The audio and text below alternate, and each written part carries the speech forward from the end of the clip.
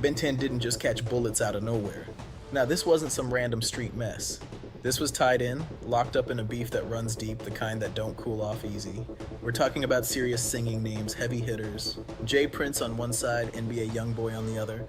And it gets even messier music when you singing hear that JPrince's own son plays a part in how Ben 10 ended up getting shot.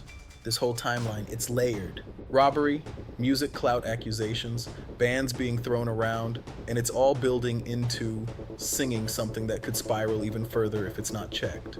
Now, before getting lost in the tension, you got to understand who JPrince really is. Because skipping that part means missing the weight behind all this. JPrince, yeah, that's his real name, isn't just some industry figure. He's a foundation piece. Back in 1986, while people were still clowning Houston's rap scene, he was out, music and singing there, building Rap-A-Lot records from scratch, turning nothing into something major. Artists like the Ghetto Boys, Scarface, UGK, all of that connects back to him in some way. His influence isn't light, it's stamped all over Southern hip-hop history in a way that can't be ignored. But it doesn't stop at music, singing, and that's where music things get serious. JPrince moves with a kind of reach people don't always talk about out loud.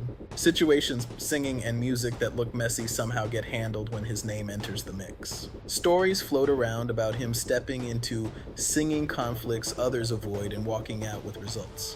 Music. Whether it's industry disputes or street-level tension, singing his presence alone shifts how things play out. Respect for him isn't casual, it's solid. And when he speaks, people pay attention because music, it can open doors or close them just as fast. So, putting him on the same board as NBA YoungBoy, that's not just regular tension. That's two completely different power lanes colliding hard.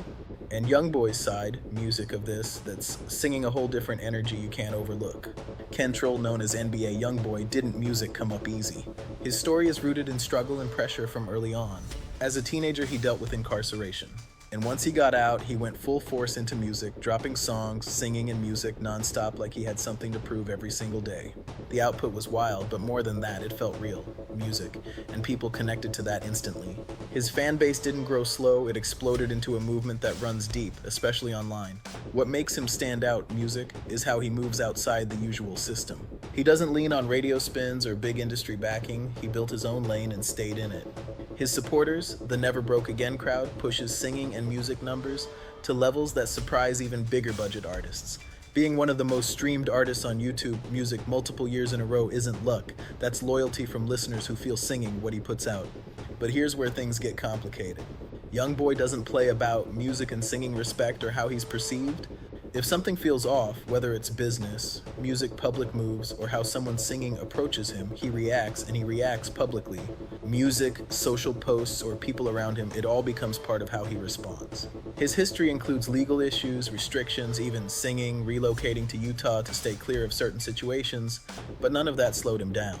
He's still active, still dropping, still in the mix no matter where he's at. So, when tension builds between someone like him and someone like JPrince, it's not small. Music, it carries weight on both sides. And the spark that set this off, it traces back to a robbery in 2020 that should have been handled quick, but instead, singing turned into something music much bigger. Back in 2020, YoungBoy was in Houston, and that alone already adds pressure because Houston is singing and music closely tied to JPrince's influence. Still, YoungBoy was moving how he moves, not focused on politics, singing and music like that. Then it happened. He got robbed, jewelry taken, chains gone. That alone is serious, but it happening in a city with that kind of presence, music and singing, raised questions instantly. People started talking, not saying anyone set it up, but wondering how something like that even happens without word getting around first. Then things took a turn. JPrince stepped in and managed to recover the items. How exactly isn't fully clear, but it shows the level of reach he has. On the surface, that looks like singing a solid move, helping get back what was taken. But the way it was handled changed everything. Instead of keeping it low-key, JPrince went public, putting it out there, music and singing, telling YoungBoy to reach out and come get his things. To some, that might look helpful, but from YoungBoy's perspective, that didn't sit right at all. In his eyes, making music in public turned it into a statement, not just a favor. It shifted the moment into something where it could look like he needed JPrince to fix things for him, and that kind of image, that's not something YoungBoy was willing to accept. He wasn't about to step into a situation that made it seem like he was relying on someone else's power to reclaim what was his. The optics mattered heavy here, and instead of playing into that setup, he chose distance over participation. even if it meant leaving those items behind. From his side, questions music came up. Why make it public if it's really about helping? Why not handle it directly and quietly? That public move made it feel like more than assistance. It felt like positioning, and that's where Singing the Divide really started to form. What could have been handled behind closed doors, music and singing, turned into something visible to everyone. No public thank you, no call being made in the open, just music silence. And in situations like this, silence speaks loud. That gap between them didn't close, it widened, and from there, things didn't just stay in the singing realm of tension or pride, they started moving towards something music more serious. Because once situations like this go unresolved in public, they don't just fade singing and music away, they build, they shift, and sometimes they turn into something nobody can control. Ben 10, if that name doesn't ring bells, here's what you need to know. He's not just some random singing guy, he's tied in with YoungBoy's circle, part of that Never Broke Again movement, moving close to the camp and staying connected music and singing to that world. So, when news hit that Ben 10 got shot, it wasn't small, it sent shockwaves through everything tied to YoungBoy's side. But the real music story behind it, that's where things take a sharp turn, because once JPrince's family gets linked in, the whole situation starts looking way deeper than people first thought. Now here's where it gets serious. JPrince's music son is Singing, said to have been connected to a situation that set everything in motion. The talk is that YoungBoy's brother, someone from his own family, got pulled into music, a fight setup, and JPrince's son had a role in making that happen. This wasn't just two people randomly clashing, this was something organized, something that music didn't just happen out of nowhere. The fight goes down, and after that Ben 10 ends up getting shot. Put that together for a second. You've got someone from JPrince's side allegedly arranging situations involving YoungBoy's people, and then someone music close to YoungBoy ends up hurt right after. That's not the kind of timing people brush off easily. In the streets, that kind of pattern raises alarms fast. It gets seen as direct tension, not coincidence. It turns into something personal real quick when family and close allies are involved. Now look at it from YoungBoy's angle. He already had tension with Jay, singing and music, Prince going back to that 2020 robbery situation where he felt things singing were handled in a way that didn't sit right with him. That situation already planted, music and singing doubt and frustration. So, when something like this happens, when his own circle gets music and singing pulled into conflict and someone ends up shot, it only reinforces what he already believed about singing, how things stand music between them. And one thing about YoungBoy, he doesn't take loyalty lightly, not even a little. His music speaks on it constantly. Trust, betrayal, music, and singing consequences. It's all there. That's not just for show, that reflects how he moves in real life. So, when something hits close to home like this, especially singing with someone tied to his circle, music, it's not something he just ignores. In his world, that kind of situation demands a reaction one way or another. Now, to keep it real, not everything music about Ben 10 shooting, singing, is officially confirmed in public records. Details around responsibility, legal outcomes, all of that isn't fully laid out. Singing, but that hasn't music stop people from talking. The timing, the connections being discussed, the build-up singing of tension, it all points people toward one conclusion. This situation is tied into a bigger music conflict that's been growing over time. Nobody close to it is treating it like something random. And once people music started really looking at everything, it became clear this situation isn't just about one incident. It's layered. Power, influence, territory, reputation, all of it playing a role at the same time. This isn't just music and singing about a chain getting taken or a post online or even one fight going wrong. It's about control, presence, and how far influence really stretches in the rap world. Let's talk territory because that singing matters heavy here. JPrince has built his name in Houston over decades. His influence there runs deep, from music to business to connections. His presence in that city is strong, and it's been that way for singing a long time. When people talk about Houston's place in hip-hop, his name always comes up because music, he helped shape that foundation. Now, YoungBoy, he's not the type to move based on someone else's music territory rules. Coming out of Baton Rouge, he built singing his own lane and sticks to it.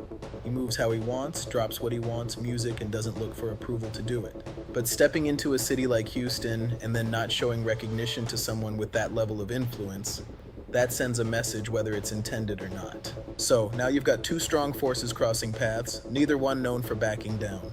And that's where things get tense, because situations like that don't usually resolve clean. When both sides stand firm, pressure builds instead of fading. What really has people watching closely, though, is the kind of influence involved here. JPrince isn't just tied to music. His connections stretch into places most people don't speak on openly. Business, legal circles, music, long-standing relationships, his reach goes beyond the usual industry lanes. That adds a whole different layer to this situation compared to most rap conflicts. Music, on the other side, YoungBoy's movement isn't just about music streams. The Never Broke Again circle is built on loyalty, real connections, people who stand behind him beyond just listening to his tracks. That kind of support system creates strength in numbers, and it means any issue involving him can ripple out wider than expected. So, when those two types of power meet, established music influence versus grassroots loyalty, it creates a situation that's hard to settle. Neither side has an easy weakness, and any move comes with consequences that can escalate things even further. Now, the clout chasing talk, that says a lot too. When YoungBoy threw that out there, it wasn't just random talk, it reflected how he views the situation. From his perspective, going public with that robbery situation looked like a move to gain attention, not music, just help. Whether that's accurate or not isn't the key point. The key is that he believes it, and once he locks into that belief, he doesn't switch up easily. Now here's where things shift again. The Houston situation. When it became clear that YoungBoy wasn't welcome there, it sent a strong message. You can't officially ban someone from a city on paper, but influence can shape what happens when someone shows up. Opportunities close and music events don't happen, pressure builds from different directions all at once.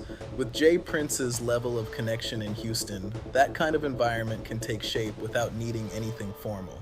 Venues hesitate, promoters step back, and the overall atmosphere becomes difficult to navigate. That's what makes music powerful. It's not written down, but it's felt. For YoungBoy, that hits on multiple levels. With legal restrictions already affecting where he can go and how he moves, adding a city like Houston into the mix as a difficult place to operate, that music impacts opportunities, shows, and reach in a real way. But his response, that's what stands out the most. He didn't try to smooth things over publicly, music, or privately. Instead, he stayed firm through his music, through how his circle moved, through what he chose to say and not say. The message coming from his side stayed consistent. No need for approval, no need to adjust. In that music stance, it can be seen two ways, bold or risky. Because when tensions stay high and nobody steps back, situations can escalate. Music. And with Ben 10 getting shot in the middle of all this, it shows that the consequences aren't just talk, they're real, and they're already being felt. Step back and look at the bigger picture for a second, because this situation between JPrince and YoungBoy, it's bigger than just them. It's a reflection of a whole shift happening in hip-hop right now. This is about power, who really has it, and how they use it when things get tense. JPrince comes from a generation that built everything music off relationships, reputation, and connections that go way beyond music. The Rap-A-Lot blueprint was about ownership, control, and knowing the right people in the right places. And that approach, music changed the game when it first came up. That system runs on structure and respect, no question. There's a clear music order. Those who came before hold weight, and the next generation is expected to recognize music that. That's how that world operates, and it's been effective for decades. But then, you got YoungBoy on the other singing side, and he's moving completely different. YoungBoy represents a new kind of artist. No middleman singing in music, no waiting on approval, no industry gatekeepers telling him when to drop or how to move. He built everything straight from the ground up, going directly to his fans and keeping it real the whole time. No big cosign needed, no traditional path followed, he made his own lane and stayed in it. So, when these two worlds collide, it was never going to be simple. This isn't just about one disagreement music, it's about whether the old system can still enforce control over someone who doesn't depend on it. Can JPrince actually apply enough pressure to change how YoungBoy moves? Or is YoungBoy too independent for those kinds of moves to even matter? Right now, the answer looks complicated. JPrince still holds serious influence, especially in Houston. He can affect venues, create pressure, and shape music how things play out locally. And situations like what happened to Ben 10 show that people connected to YoungBoy can be impacted in real ways, and that's not something anyone can ignore. But at the same time, music YoungBoy's momentum doesn't stop. Even from Utah with restrictions and distance, he's still dominating numbers, still music reaching fans everywhere, still running things in his own lane. His influence isn't tied to one city or one system, it moves everywhere at once. And that imbalance, that's what makes this situation risky. Because while one side can create pressure in specific places, the other side keeps growing without being fully contained. That kind of mismatch doesn't settle easily. It stretches things out and keeps tension alive. What makes it even more serious is how responses happen. When people close to YoungBoy get hurt, his pattern has always been to respond strongly, not quietly. That kind of reaction cycle means situations don't cool off, they build up. And when neither side backs down, there's no clear way to slow things down. So where does that leave everything right now? This isn't wrapped up, not even close. It's active, it's ongoing, and it's already had real consequences. Ben 10 getting shot is something that sits right in the middle of all this. It's not something people can just overlook or forget. From YoungBoy's side, when someone in his circle gets hurt, that sticks. That becomes part of how he moves going forward, part of what shows up in his music, part of how loyalty gets measured. His tracks have always been his way of speaking directly, and situations like this don't just disappear from that. JPrince, on the other hand, moves differently.